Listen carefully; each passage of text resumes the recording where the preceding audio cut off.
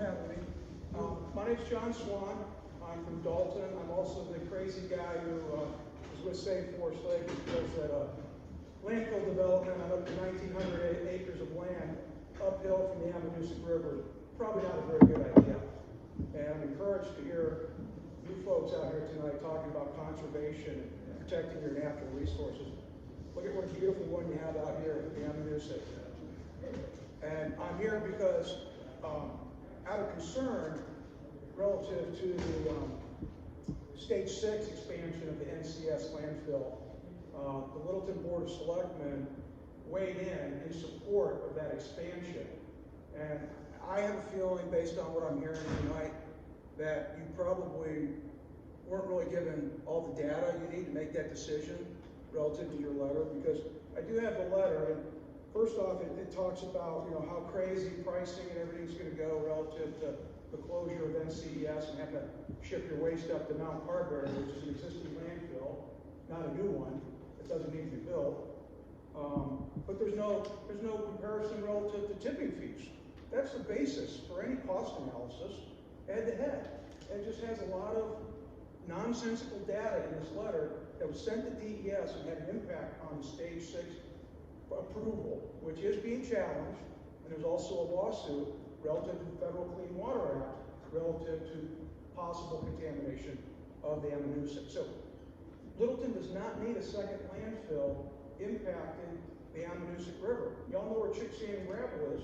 That's where they're going to put it. And the wetlands permit application states in there that 17 acres of wetlands are going to be dredged and filled, permanently impacted. That means destroyed in this process. So I'm here to, just really ask the town of Littleton, what is the plan? I know traffic right now is being proposed to be rerouted through Whitefield up to 116, but let's be honest, the most direct highway access would be coming off of exit 42 and running those 100 garbage haulers bringing out-of-state waste through downtown Littleton. And that's what New Hampshire DOT is looking at and weighing. Do they route them 26 miles off of Trudeau Road and 93 through Whitefield, impacting that town at the three corners? Or the simpler route is one Route 42, 302 to Chicks, 5 miles away. So I think the town of Littleton needs to look at, because you've known that NCS was going to be closing for some time now. It will be closing. So I'm asking the town of Littleton to please come up with a plan relative to your solid waste needs. Start talking to Mount Carberry, because a landfill at Forest Lake is a non-starter, folks.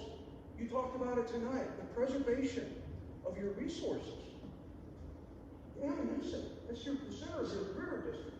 A second landfill impacting that. Come on. So anyway, I'm here to talk about, there's a lot of negative impacts that are going to happen with this development. And I think, unfortunately, with this letter sent to DES, you kind of weighed in on the wrong side. It's like a Northern Pass flight, and you sent a letter supporting Eversource. And we call this now, we're borrowing from that great Northern Pass victory, and we're saying, stop Northern trash. We need to stop being the home for Massachusetts waste. Come on, this is, how many people live here? It's a small area. And you're going to have up to 49% of the waste being landfilled on up to 1,900 acres of land is going to be from out of state. So please, I would implore you to talk to your Board of Selectmen. You need to have a committee, a trash committee, to start looking at Mount Carberry as an alternative, because we're going to do everything we can to stop this terrible development at Forest Lake. Look at if we lose Forest Lake, the impacted berms, the Johns River in Whitefield. I mean, it's worth fighting for. And I'd ask you, I'm with the group Save Forest Lake. We also have a website, Stop Northern Trash.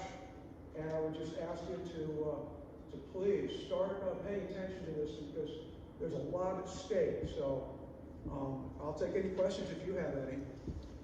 So the letter that you're talking about, in no way did we endorse the Dalton landfill.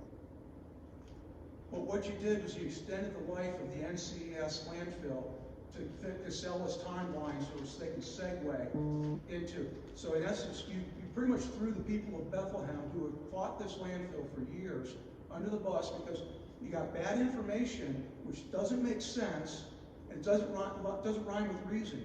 Dalton made the switch in June to Mount Carberry. It's a further haul, that's right.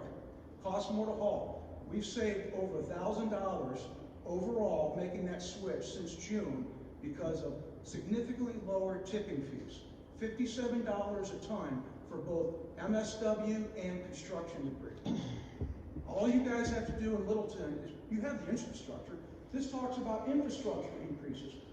You point the trucks instead of NCES, which is 10 miles away, up to Mount Carberry, which is outside of Berlin. I think I have it down to about 33 miles away. They talk about haulers going out of work, going out of, losing their jobs. That's what they do, they haul, This letter, if you want to see it, it's on the SaveForestLake.com file page. I document everything, folks. And you should really read the wetlands permit information submitted by your own Ammonoosuc River Local Advisory Committee against this landfill project, because the impact to the Ammonoosuc, the Alderbrook Wetlands Complex, it's significant. Like Littleton, Whitefield, we're all in this together. It's going to be a development of regional impact. It's going to be a negative one. Any other questions for John? John, thank you. Sure thing. Thanks for having me. Now off to a Dalton meeting where this is all we talk about. An invader coming in that's unwanted or coming to the landfill. God bless you, Littleton. We're on the same side of this fight. Thank you, John. Hey, how you doing?